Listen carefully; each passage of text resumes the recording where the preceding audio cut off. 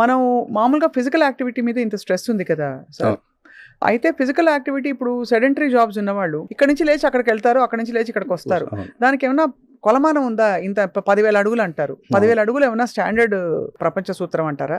అంటే అలా ఇప్పుడు 10,000 అడుగునే సూత్రం అని కాదు, అట్లీస్ట్ ఆ మాత్రం మినిమం ఆప్టిమల్గా నడవగలిగితే అది ఒక మనం ఒక 4 కిలోమీటర్లు 3 కిలోమీటర్లు వాక్ చేసినట్లు. ఇప్పుడు ఎక్సర్సైజ్ చేయని వాళ్ళకు స్టెప్స్ మన జనరల్గా ఏం చేస్తాము, స్టెప్స్ ఎక్కమంటాము, స్టెప్స్ దిగమంటాం. అవును, గ్రౌండ్ ఫ్లోర్ నుంచి ఫస్ట్ ఫ్లోర్కి కూడా మన వాళ్ళు లిఫ్టే వాడతారు. అవును, కరెక్ట్. ఏదో 4th ఫ్లోర్కి వెళ్ళాలా అర్థం ఉంది, దిగేటప్పుడు అసలు లిఫ్టే అవసరం ఉండదు. చాలా మంది ఫాలో గారు. చాలా మనకు తెలియకుండానే కొన్ని అలవాట్లను మనం మార్చుకుంటే ఆ నడక అనేది వస్తుంది. మనకు టైం లేదు పొద్దున్నే వెళ్ళి ఎక్కడికన్నా బయటకు వెళ్ళి నడిచేదానికి. ఆఫీస్లో ఉన్నప్పుడు ఏం చేస్తాం అంటే, ఆఫీస్లో కూడా ఎస్పెషలీ సాఫ్ట్వేర్ ఆఫీసెస్లో వాళ్ళు కూడా లంచ్ అవర్ పెట్టింటారు, ఈవినింగ్ ఏదో స్నాక్ అవర్ ఏదో ఉంటుంది. కంపల్సరీ వాళ్ళకి ఏంటంటే ఒక ఇండోర్గా చిన్న యాక్టివిటీ, ఫిజికల్ యాక్టివిటీ పెట్టగలరు. ఎందుకంటే సెడెంటరీ కూర్చొని చేసే జాబే అది. లేదా ఇంకా వాళ్ళే ఒక హాఫ్ అన్ అవర్కో 1 అవర్కి ఒకసారి బ్రేక్ తీసుకొని కొంచెం అంత ఆ డిసిప్లిన్ రావాలంటే ఎవరో ఒకరు బాధపడి ఇబ్బంది పడితే తప్ప రాదు. అంతే కదా. డ్యామేజ్ అయిన తర్వాత చాలా మంది రియలైజ్ అవుతారు. డ్యామేజ్ కాకముందు రియలైజ్ అయ్యే వాళ్ళు కొంతమంది. ఇప్పుడు మన ఈ ప్రయత్నం అంతా ఏంటంటే ఎక్కువ కూర్చొని పని చేయొద్దండి, పని చేయండి, మధ్యలో బ్రేక్ తీసుకొని ఒక 10 నిమిషాలు నడవండి. అది నడవడం అంటే కింద రోడ్డు మీదకి వెళ్ళి నడవాల్సిన అవసరం లేదు. ఆఫీస్లోనే కారిడార్స్ ఉంటాయి కదా, అవును, కారిడార్స్లో కూడా నడవచ్చు, ఫోన్ మాట్లాడుకుంటూ నడవచ్చు, కూర్చొనే మాట్లాడాల్సిన అవసరం. సో మనం ఆ మైండ్ సెట్లో మనం ఆ డిసిప్లిన్ పెట్టుకొని అవకాశం వచ్చిన దగ్గర అని వాడుకోవాలి. మనం ఆ ఫిజికల్ యాక్టివిటీ మాత్రం మస్ట్ ఇప్పుడు ఇవాళ రోజులు కంపల్సరీ. రైట్. అది లేకుంటే తిన్నది అరగదు, మనకు ఆక్సిజనేషన్ అనేది రాదు. క్యాలరీస్ బర్న్ కావాలంటే ఏం చేయాలి? కొంతమంది మనం ఇప్పుడు లోపలికి పోయేది కాదు కదా, ఇన్కమింగ్ అవుట్ గోయింగ్ రెండు ఉండాలి. ఆ రెండు బ్యాలెన్స్ అయినప్పుడు డిసిప్లిన్. మనకంతా ఎక్కడ అవుతుంది, ఇక్కడ చాలా డిస్టర్బెన్స్ వస్తుంది. ఇన్కమింగ్ ఎక్కువ ఉంటుంది, అవుట్ గోయింగ్ తక్కువ ఉంది. సార్, క్యాన్సర్ కి సంబంధించి ఇన్ఫ్లమేషన్ కి క్యాన్సర్ కి ఏమన్నా కనెక్షన్ ఉందా? ఇప్పుడు ఇన్ఫ్లమేషన్ అంటే ఎప్పుడు వస్తుంది బాడీలో మనకు? జనరల్ గా అంటే ఇన్ఫెక్షన్ వచ్చినప్పుడు ఇన్ఫ్లమేషన్ వస్తుంది. ఎనీ ఇన్ఫెక్షన్ అంటే వాపు, మన నార్మల్ లాంగ్వేజ్ చెప్పాలంటే అది వాపు, ఎర్రదనం అంటాం. ఇన్ఫ్లమేషన్ అనేది ఇన్ఫెక్షన్లో వచ్చేది ఒక రకమైన ఇన్ఫ్లమేషన్. కానీ సైలెంట్ ఇన్ఫ్లమేషన్ అంటే ఏంటంటే మనం ఏం పని చేయకుండా అలాగే ఉంటే మజిల్స్లో ఏమవుతుందంటే ఆ చెత్త అంతా చేరి, అంటే ఇప్పుడు మనం మజిల్స్ యాక్టివ్గా ఉంటే మజిల్స్ నుంచి వెళ్ళబడినటువంటి వేస్ట్ ప్రోడక్ట్స్ అంతా కూడా బ్లడ్లోకి వెళ్ళిపోయి కిడ్నీల నుంచి బయటకు వచ్చేస్తాయి. సో అలాగే ఉన్నప్పుడు ఏమవుతుందంటే ఆ ప్రోడక్ట్స్ అన్ని కూడా ఆ మైక్రో ఇన్ఫ్లమేషన్ని ఎన్విరాన్మెంట్ని క్రియేట్ చేస్తాయి. ఈ మైక్రో ఇన్ఫ్లమేషన్ క్రియేట్ చేసినట్టు ఎన్విరాన్మెంట్లో దాని మీద వేరే ఇన్ఫ్లుయెన్సెస్, మనం చెప్పేది ఆల్కహాల్, స్మోకింగ్ ఇట్లాంటివంటే తోడైతే క్యాన్సర్కి లీడ్ అయ్యే కారణం ఛాన్సెస్ ఉన్నాయి. ఇప్పుడు మీరు చూస్తే యాక్టివ్గా ఉన్న బాడీలో యాక్టివ్గా ఉన్నటువంటి ఆర్గన్స్, ఫర్ ఎగ్జాంపుల్ హార్ట్కి ఎప్పుడు క్యాన్సర్ రాదు. మీరు ఎప్పుడైనా విన్నారా హార్ట్ క్యాన్సర్ వచ్చిందని? బ్రెయిన్ క్యాన్సర్ అంటారు, బ్రెస్ట్ క్యాన్సర్ అంటారు, కిడ్నీ క్యాన్సర్ అంటారు. హార్ట్ క్యాన్సర్ వచ్చింది లేదు, ఎందుకంటే నిరంతరం అది పనిచేస్తుంది. రెండోది మజిల్స్లో కూడా క్యాన్సర్ వచ్చే అవకాశాలు తక్కువ. వస్తుంది, సాఫ్ట్ టిష్యూ సార్కోమాస్ వస్తాయి, కానీ తక్కువ. బాడీలో యాక్టివ్గా ఉన్న పార్ట్స్ చూసుకుంటే మీరు హార్ట్, ఒకటి మజిల్స్, దాంట్లో కండరాల్లో క్యాన్సర్ వచ్చే అవకాశం తక్కువ. అదొక చిన్న ఎగ్జాంపుల్. ఏంటి? యాక్టివ్గా ఉంటే క్యాన్సర్ వచ్చే అవకాశాలు తక్కువ.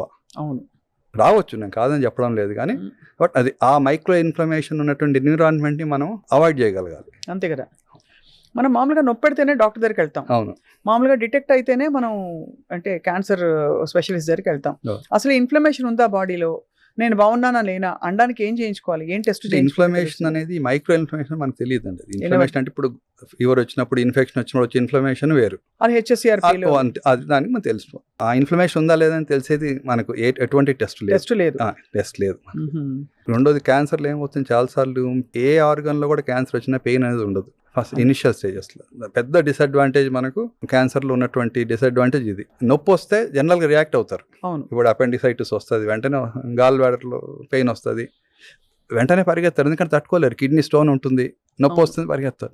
క్యాన్సర్లో ఏంటంటే విచిత్రమైంది, భగవంతుడు ఆ క్యాన్సర్లో మొదటి స్టేజ్లో నొప్పి వచ్చేలాగా పెట్టింటే చాలామందిని మనం క్యాన్సర్ నుంచి కాపాడి ఉండొచ్చు. అంటే ఎందుకు తొందరగా వెళ్తారు డాక్టర్ దగ్గరికి. కొంతమంది అసలు పెద్ద పెద్ద గడ్డలు ఉంటాయి, నొప్పి లేదు కదా అని గమ్మని ఉంటారు. కానీ అరే ఇటువంటి మార్పు మనకు 30 సంవత్సరాలు 40 సంవత్సరాలు రాలేదు, ఇప్పుడు మనకు కనపడుతుంది.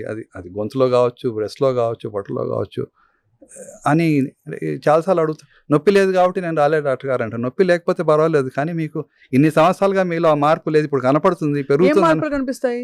ఇప్పుడు ఫర్ థైరాయిడ్ అనుకోండి, థైరాయిడ్ లంపు, నోట్లో పుండు. చాలాసార్లు అందరికి అల్సర్స్ వస్తాయి, 10 days 2 weeks తగ్గిపోతుంది అందరికీ. ఏది నార్మల్. అవును, అల్సర్స్ అయితే డిఫిషియన్సీ వల్ల వచ్చేదో, స్ట్రెస్ వల్ల వచ్చేదో, 4 కొరుక్కుంటే వచ్చేదో 2 వారాలు తగ్గిపోతుంది. అలా కాకుండా 3 వారాలు 4 వారాల వరకు ఆ అల్సర్ అలాగే ఉంటే అరే ఇది మానలేదు ఒకసారి వెళ్ళి చూపించుకుందాం అనరు. ఎందుకంటే అంత పెద్ద డిస్టర్బ్ చేయదు, డైలీ రొటీన్లో డిస్టర్బెన్స్ ఉండదు దీనివల్ల. అదే అదే అందుకని వెళ్ళరు. ఏం కాదులే తగ్గిపోతుంది. ఎప్పుడు వస్తారు? అప్పుడు నొప్పి వస్తేనో లేకపోతే 3వ స్టేజ్లో అప్పటికే అంత లేట్ అయిపోతుంది. మరి అంటే వాళ్ళు రియాక్ట్ అయ్యి చాలా మంది వచ్చేసరికి 2-3 ఎందుకంటే ఆ రియాక్ట్ ఎప్పుడు అవుతారు? ఇబ్బంది అవుతుంటే, తినేదానికి ఇబ్బంది అయినా, కారం తింటూనే నొప్పి వేస్తుంది, అప్పుడు అరే ఇదేదో తేడా ఉంది అంటే తినేదానికి కష్టంగా ఉంది కదా. అవునవును, దీనివల్ల కాదు, తినేదానికి కష్టంగా ఉంది, అప్పుడు రియాక్ట్ అవుతారు. అవును, కరెక్ట్ సార్, వాళ్ళు చెప్పారు. అవును, డైలీ రొటీన్లో ఎప్పుడు ఇబ్బంది కలిగించేటటువంటి వస్తుందో అప్పుడు రియాక్ట్ అవుతారు. 9 out of 10 పీపుల్, ఒక 1% ఉంటారు, అంటే 10% ఉంటారు ఏం లేకపోయినా ఎక్కువ రియాక్ట్ అవుతారు. అవును, చాలా అది వాళ్ళ మనస్తత్వం. But by and large postponement మనకి బాగా అంతే. ఎందుకంటే ఈరోజు ఆ పని ఉంది, ఈరోజు ఆ పెళ్ళి ఉంది, పిల్లలకి ఎగ్జామ్స్ ఉన్నాయి, ఏదో హాలిడేకి బుక్ చేసుకున్నాము, లేకపోతే నాకు సంథింగ్ ఏదో కారణం చేత ఎప్పుడు మనకి మంచి ఏమి చేత కానీ కొంచెం ఇబ్బంది అవుతున్నప్పుడే చాలా మంది రియాక్ట్ అవుతారు. ఏమన్నా ఓవరాల్ అసలు బాడీ తీరులో ఏమన్నా వార్నింగ్ సైన్స్ వస్తాయా సార్? ఫస్ట్ స్టేజ్ 1 వస్తాయి. ఎలాంటివి? ఫర్ ఎగ్జాంపుల్ 100% వస్తాయి, కానీ చాలా మంది గమనించుకోరు, అది నార్మల్ అనుకుంటారు. ఇప్పుడు ఫర్ ఎగ్జాంపుల్ అంటే డాక్టర్స్లో కూడా చాలా మంది దానికి నెగ్లెక్ట్ చేస్తారు. ఎందుకంటే వాళ్ళకు నాకు రాదులే క్యాన్సర్ అనే ఫీలింగ్ చాలా మందిలో. అంతే కదా, నాకు రాకపోవచ్చు, ఆ చిన్న సిమ్టమ్ ఏముంది, ఎప్పుడో వచ్చింది, లాస్ట్ ఇయర్ కూడా వచ్చింది, ఇప్పుడు వచ్చింది. మోషన్లో బ్లడ్ పడడం చిన్న ఎగ్జాంపుల్.